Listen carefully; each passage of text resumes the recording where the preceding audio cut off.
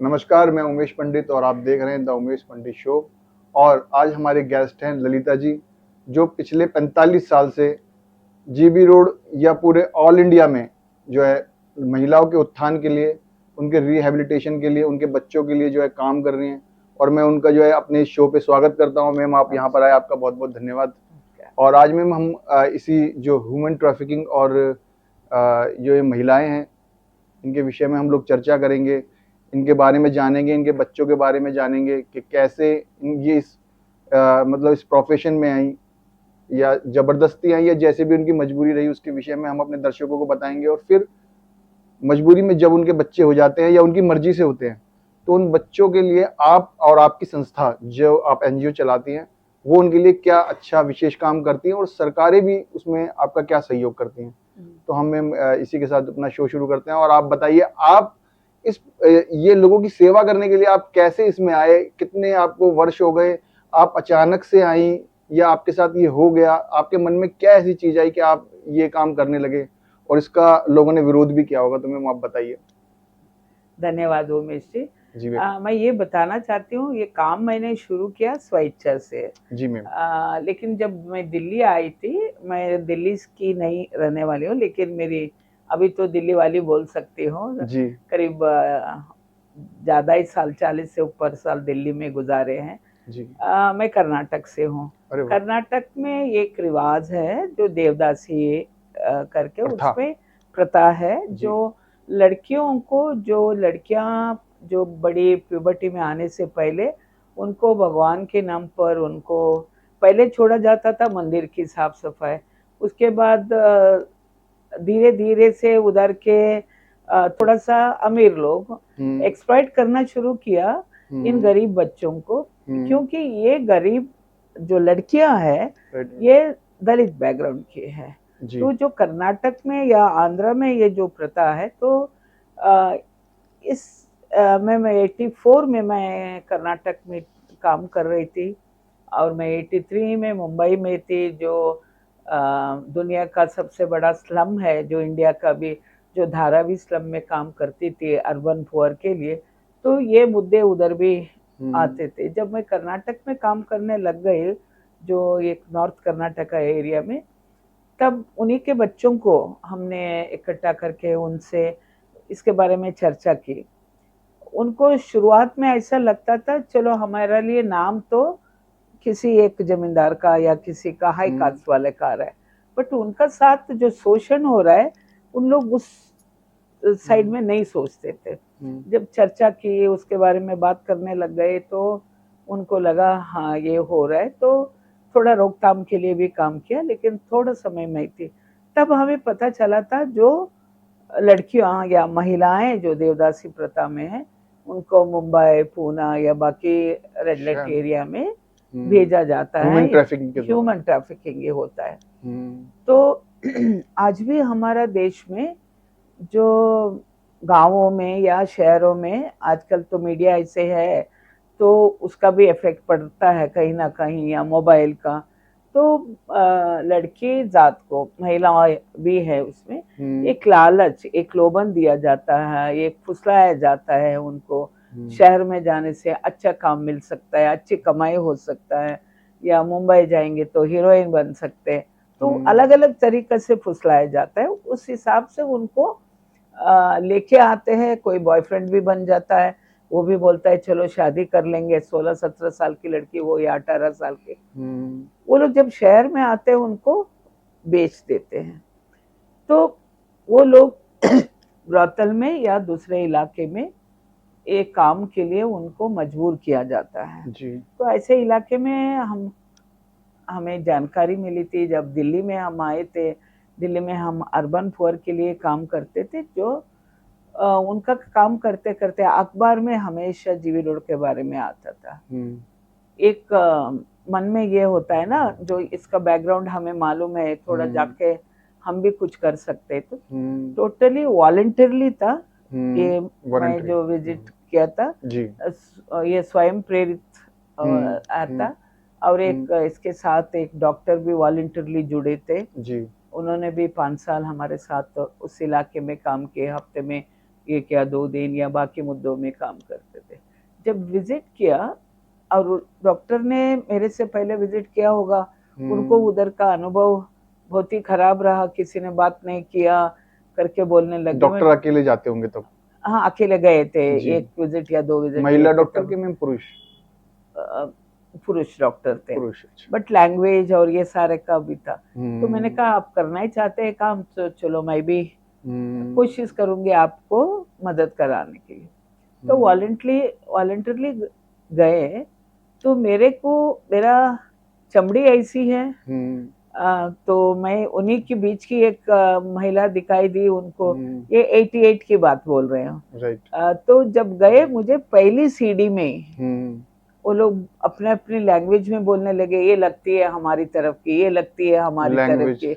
तो हम भी उन्हीं की लैंग्वेज में, थोड़ी कुछ भाषाएं आती है मुझे, तो उन्हीं की भाषा में रिप्लाई देते गए। कन्नड़ भाषा में वो लोग मैं कन्नड़ भी, तमिल भी, तेलुगु भी, मलयालम और थोड़ी बहुत बंगाली, मराठी। तो इस तरीके से तो बाद में पहला मंजिला में लेके गए, वो उधर बैठे, बातचीत हुआ। तो मेरे को पहला सेकंड ही अच्छा रेस्पॉन्स मिला, बात करने लग गए। तो ground floor market, hardware market area है, फर्स्ट और सेकंड फ्लोर में ये ब्रॉथल से कोटे हैं। तो हम जाते ही ये तो नहीं पूछने लग गए कैसे आए हैं करके, इसमें लंबा समय का हमें ये करना पड़ा। लेकिन जब हमारे साथ डॉक्टर भी थे तो एड्स का मुद्दा चर्चा में आ के लिए गया, आप उनकी जांच वगैरह करने के लिए उस दौरान हफ्ते में एक ही बार जा रहे थे। अब सोचिए 1988 में हिंदुस्तान में एड्स के बारे में चर्चा कम होती थी, राइट मैम, ना कि बराबर थी, क्योंकि पहला केस ही इंडिया में 86 का है जो केरला से निकल आया था। तो हमारे पास भी उतनी जानकारी नहीं थी, तो हम लोग भी जानकारी लेके उनको देने लग गए। तो महिलाओं का कहना था प्रिवेंशन क्या है, सो देन प्रिवेंशन का उस दौरान तो एक ही था, हम लोगों को कंडोम के बारे में बताया उनको, तब वो मिलते नहीं थे महिलाओं को। सो हम लोग बाद में हेल्थ डिपार्टमेंट में गए, LNJP हॉस्पिटल का फैमिली प्लानिंग डिपार्टमेंट में गए। डिपार्टमेंट वालों ने एकदम बोल दिया ये तो हमारा फैमिली प्लानिंग के लिए है, HIV एड्स के लिए नहीं है। सो बाद में हमें एक हंसी आती है अभी सोचे तो, स्ट्रैटेजी चेंज किया। हमने कहा फैमिली प्लानिंग के लिए दे दीजिए, उधर उसका ही रोकथाम हो जाएगा। तो बाद में वो सप्लाई आके नहीं करेंगे बोले, हर हफ्ते हम लोग। अच्छा, वो आएंगे नहीं वहां पर हॉस्पिटल, मतलब यहाँ हॉस्पिटल से यहाँ नहीं आएंगे, नहीं आएंगे। अच्छा, तो हम लोग मैं और डॉक्टर दोनों बड़े बड़े झोले लेके जाते थे। अच्छा, तो उधर से हम लोग झोले में भर के लेके आते थे, और शुरुआत में एक ब्रॉथल, बाद में 2, ऐसे हर एक बिल्डिंग में बांटने लग गए। स्टार्ट किया 500 पीस। अच्छा, जब हमने इसको खत्म किया, हम क्योंकि मैं मेरे तरफ से बोलूं तो 50,000 तक सप्लाई हुआ, बट गवर्नमेंट के साथ भी हमारा नेगोशिएशन चला। 50,000 पर मंथ तो डिसएक्स से सप्लाई होता था जी। उसके लिए बहुत सारे हम लोगों को भागम दौड़ी करना पड़ा। LNJP अस्पताल पहले 500 का एक बॉक्स देता था, तो बाद में ज्यादा के लिए डिमांड करते गए। देन मार्केटिंग स्टार्ट हो गया कंडोम सप्लाई का उधर, और NGOs पैसा लेके काम करने लग गए। हम तो बिना पैसे से शुरू किया था। तो हमें लगा सब लोग काम कर रहे हैं इसमें, तो हम विड्रॉ करते हैं। अच्छा, वो काम शुरू हो गया, अब होने लग गया। तो पैसा लेके और कोई कर रहा है, वो करने दो, हमारी एनर्जी दूसरा साइड हम डालें, जो नहीं हो रहा। तो वो शुरू किया हमने, क्योंकि दिल्ली में हमने 88 में कंडोम सप्लाई शुरू किया था देना। जो आप फ्री ऑफ कॉस्ट वहां पर बांटते थे, जिससे कि HIV ना बढ़े। हाँ, और एक था 88 में, हाँ, हमारे चर्चा के दौरान महिलाओं से ये पता चला था, उधर फोर्सफुल HIV टेस्ट हुआ था, लेकिन HIV शब्द यूज नहीं किया था। उनको औरतों ने पूछा था, एड्स के लिए बोला। अच्छा, तो हम लोगों ने उसका दोनों का फर्क बोलना शुरू किया, चर्चा किया, और ये किया था किसने, ICMR और एम्स के डॉक्टर लोग गए थे, पुलिस फोर्स के साथ गए थे। अच्छा, और टेस्ट किया था 800 महिलाओं का 1988 में। मतलब वो अपनी जांच नहीं कराना चाहती थी उस टाइम? नहीं, उनको जानकारी नहीं थी ना। अच्छा, तो आपने उनको लग बोल रहा दिया होगा AIDS पता नहीं का। ये लोग क्या कर रहे हैं। हाँ, नहीं, हम्म, उस दौरान हम्म, औरतों का कहना था, हम्म, एसएचओ साहब आए, उन्होंने बोल दिया हम्म, कल डॉक्टर लोग आएंगे, हम्म, अपना अपना लड़कियों को लाइन अप करो ठीक है। खून की जांच के लिए। हम्म, तो डरेंगे ही महिलाएं, तो जो हम्म, भी मकान मालिक भी डरेंगे, सब कुछ उन्होंने कराया। तो हम्म, उस हिसाब से 800 महिलाओं का हुआ था। हम्म, महिलाओं का प्री टेस्ट काउंसलिंग नहीं, पोस्ट टेस्ट काउंसलिंग नहीं, जबरदस्ती से 800 महिलाओं का जांच 88 में हुआ था। और एक संस्था था, उन्होंने आवाज उठाना शुरू किया, किसी को एड्स पाया गया है तो उनको आप कॉम्पनसेशन दो, वो ये काम ना करे।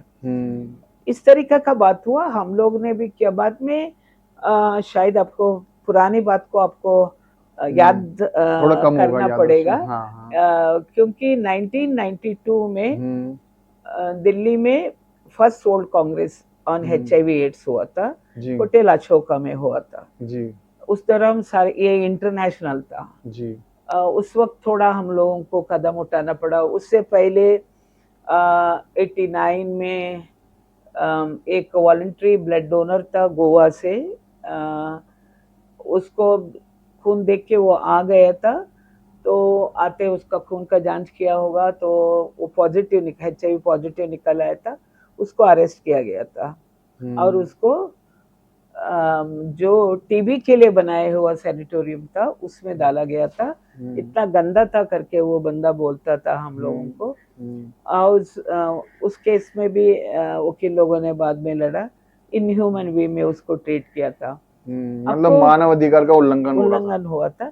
89 में आपको मालूम होगा, 89 में अफ्रीकन डिप्लोमेट का एक का HIV एड्स से डेथ हुआ था। एम्स में केस हुआ था वो। उसको भी किसी तरीका का उसको बॉडी वापस लेके जाना चाहते थे। उस दौरान हमारे मेडिकल कम्युनिटी ने सहायता नहीं की थी उसको सही से पैकिंग करने के लिए और डेड बॉडी लेके जाने के लिए। उसी दौरान एक प्रेग्नेंट लेडी जो HIV पॉजिटिव थी, उसका भी थोड़ा सा ट्रीटमेंट के लिए डॉक्टर लोगों ने मना किया। इवन दो एम्स में 2 कमरे बने हुए थे HIV एड्स के लोगों के लिए बने थे, और लेकिन ट्रीटमेंट नहीं हो रहा था, सिर्फ नाम का वास्ते था। ये मुद्दे सारे लेके 1989 का जो नेशनल साइंस डे है, फरवरी 28 को आता है, उस वक्त ये सारे मुद्दे को हम लोगों ने इकट्ठा किया। और कुछ एक्टिविस्ट लोग, हम भी शामिल थे उसमें, बाकी लोगों ने भी, सबने मिलके एक ICMR और एम्स की गेट है जो रिंग रोड के साइड में, उधर एक छोटा सा प्रोटेस्ट किया गया। और जो HIV पॉजिटिव पर्सन उस दौरान जो गोवा में था, वो हाउस अरेस्ट में, बाद में बहुत ये करने के बाद हाउस अरेस्ट में डाला गया था। हाउस अरेस्ट में थे वो अब नहीं रहे। उनका और उनका फ्रेंड के लिए हम लोगों ने, कुछ लोगों ने कंट्रीब्यूट करके उनको दिल्ली में बुलाया। उन्होंने as a HIV positive person what he was feeling, कैसे उसको ट्रीट किया गया मेडिकल कम्युनिटी में या लोकल लोगों ने या गवर्नमेंट अथॉरिटी ने, वो उन्होंने अपना आइडेंटिटी को छुपाते हुए उन्होंने लोगों को संबोधित किया था। ये पहला कदम था एक प्रोटेस्ट 89 में किया था HIV एड्स को लेकर। हमारे जीबी रोड से महिलाएं भी उसमें पार्टिसिपेट किए थे, क्योंकि उनके साथ भी मानवाधिकार का उल्लंघन हो रहा था और जागरूकता उतनी नहीं थी, मगर फिर भी हाँ, लोग निकल कर आए। उनको हमने बताया था कि ये होने जा रहे हैं, आप लोग भाग लेना है तो भाग ले सकते। लेकिन उस दौरान भी कुछ पॉलिटिक्स चला। जिसने जाके उधर टेस्ट किया था और भाग लिए थे, वो भी 2 टैक्सी में और कुछ महिलाओं को लेके आए। हमने तो अपना मर्जी से कराया बोलने के लिए।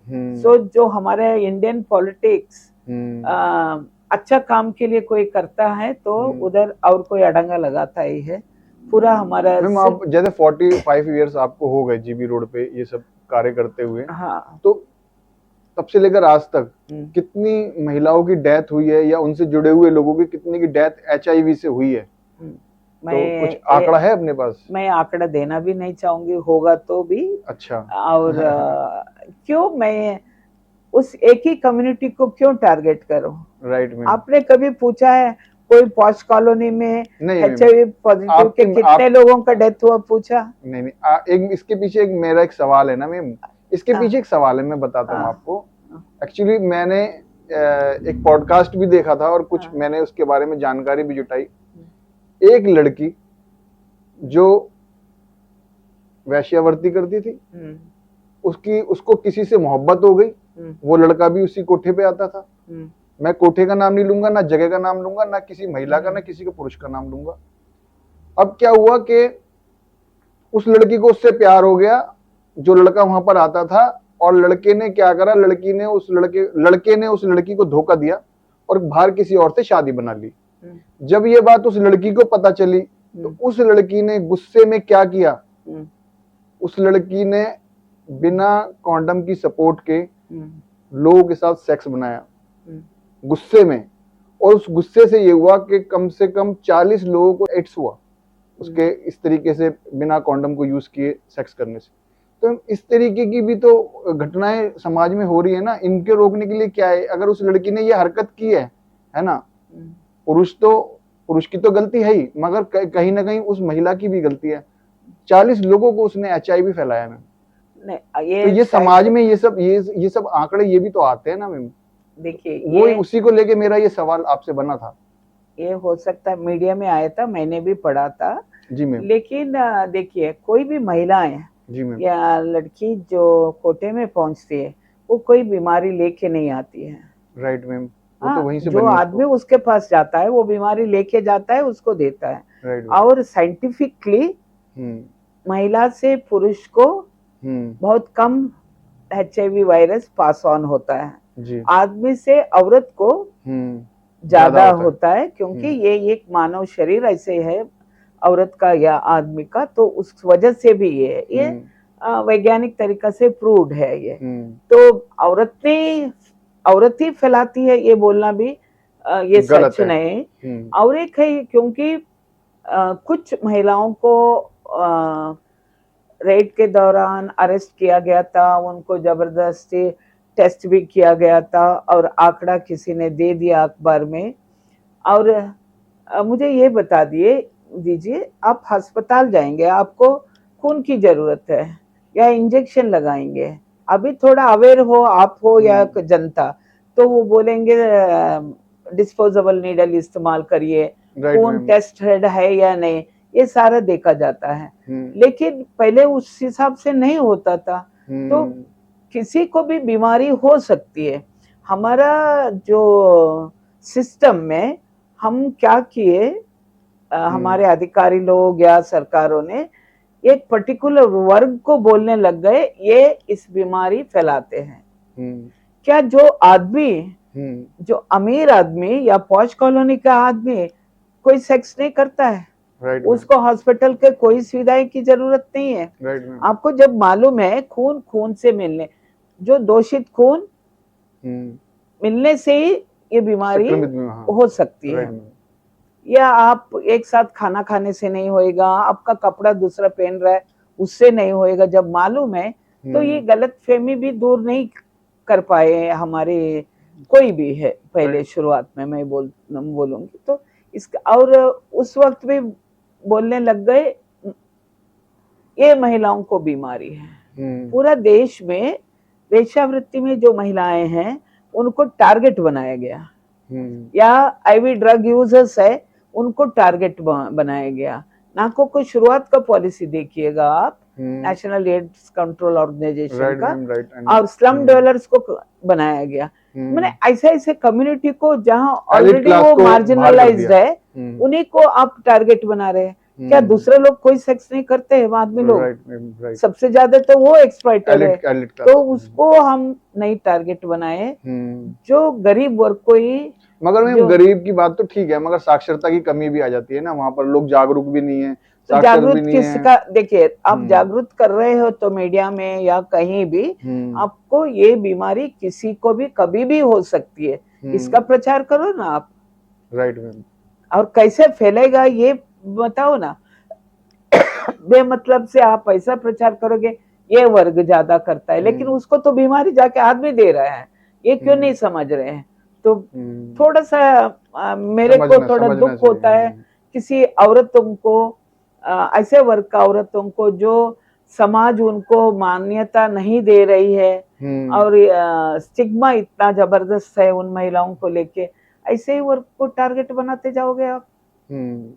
उनका अधिकार का भी हनन हो रहा है, उसको क्यों नहीं देखा जा रहा है। और कोई भी महिलाएं शुरुआत में इनिशियल स्टेज में कोटे में पहुंचती है, वो अपने मर्जी से नहीं पहुंचती है, या लड़की या जो भी है अपने मर्जी से नहीं पहुंची है। जो हमारी इंटरेक्शन के दौरान हमें पता चला 99% नहीं। और इन महिला आने के बाद उसको अपनाते हैं जबरदस्ती से। कारण एक ही है, हमारा हिंदुस्तान का परंपरा ऐसी है, एक बार दरवाजे से बाहर निकली महिला या लड़की, उसको क्या नाम दोगे आप, भाग गई। कभी आप वो किसी का पास गई होंगी, उसको लेके आएंगे परिवार में, ये तो नहीं सोचोगे। लेकिन पहले ही शुरू हो जाता है भाग गई, किसी का साथ नाम लेंगे, भाग गई है।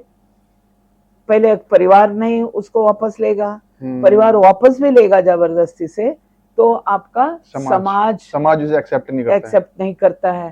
तो मजबूरन वो औरत भी सोचती है वापस घर जाके मैं क्या करूंगी, कम से कम मैं जो भी मिलता है इधर करूंगी काम, और हो सके मेरा फैमिली को सपोर्ट करूंगी। दोष है हमारे यहाँ पर, ये तो है फैमिली को सपोर्ट, रूढ़िवादी समाज है और ये तो रहेगा मैम। अभी तो जल्दी से बदलाव आ भी नहीं रहा है ना। अच्छा मैम, आपने जब शुरुआत की थी तो उस समय आपने ह्यूमन ट्रैफिकिंग देखी कि कैसे दूसरे राज्यों से दिल्ली में या दूसरी स्टेट्स में लड़कियों को जो है भेजा जाता है। तो मैम किस तरीके से ह्यूमन ट्रैफिकिंग होती है, उसके क्या रास्ते हैं, क्या पुलिस को पता नहीं चलता है, या कैसे आप मैम रेड भी करती हैं? आपने कितनी मैम अभी तक लड़कियां छुड़ाई हैं? मैंने रेड नहीं किया है। रेड नहीं किया है, अच्छा। मैं रेड नहीं करती हूँ, मैं पुलिस के साथ नहीं जाती हूँ किसी को बचाने के लिए। अच्छा। मेरा तरीका अलग है एंटायरली, मुझे बचाना है महिलाओं को या लड़कियों को। मैं इनडायरेक्ट वे, कोई एक XYZ ऑफिसर, पुलिस ऑफिसर हो, पुलिस पर्सनल जो भी मिल जाते हैं, उनको लगता है वो थोड़ा उनकी मानसिकता मानवीयता है, ऐसे लोग कुछ लोग परिचित रहते हैं काम के दौरान। इनडायरेक्ट कैसे बचाते हैं मैम? जैसे आपको कैसे पता चलता है ये लड़की को जबरदस्ती रखा हुआ है? देखिए अभी आज का दिन में मैं थोड़ा कमरों में, हर कमरा में नहीं चढ़ती हूँ, मेरा काम ही आप डेली जाते हैं वैसे वहां पर? मैं डेली उधर रहती हूँ। एक बार विजिट जरूर करते हैं? हाँ, सेंटर में विजिट करती हूँ। अभी उस दौरान मेरा सेंटर नहीं था। हर एक कमरे का जीना चढ़ी हूँ, हर एक बिल्डिंग का जीना चढ़ी हूँ, हर एक कमरों से बातचीत किया है, तो तभी तो ये सारी इंफॉर्मेशन शेयर कर रही हूँ मैं। और उसी दौरान हमने एक सेंटर शुरू किया, वो भी कारण ये है 1990 में सरकार ने एक मीटिंग ऑर्गेनाइज किया, ये नेशनल लेवल मीटिंग था। इसका टॉपिक था rehabilitation for prostitutes and for their children करके। राइट। ये महिलाएं तथा उनका बच्चों के लिए। तो वो पहली एक ऐसी मीटिंग थी। तो हमें जब पता चला, हमने एक कोशिश की थी महिलाएं भी पार्टिसिपेट करें उधर से। पहले मना किया गया क्योंकि मीटिंग का इनविटेशन हमें मिला था, पहले मना किया गया। बाद में थोड़ा हमने ज्यादा उन लोगों से, ऑफिसर लोगों से बातचीत किया, तो हम तो पहले 10 महिलाओं के लिए उस मीटिंग में अटेंड करने के लिए अनुमति मांगी थी। बाद में उन्होंने 5 महिलाओं को अनुमति दी अटेंड करने के लिए। उनको महिलाओं के लिए भी ये पहला तो सरकार सपोर्ट नहीं करती या प्रशासन सपोर्ट नहीं करता आपको इन सब अच्छे कामों के लिए? देखिए उस दौरान उन्होंने किया ना, 5 महिलाओं को हम अटेंड कर पाए।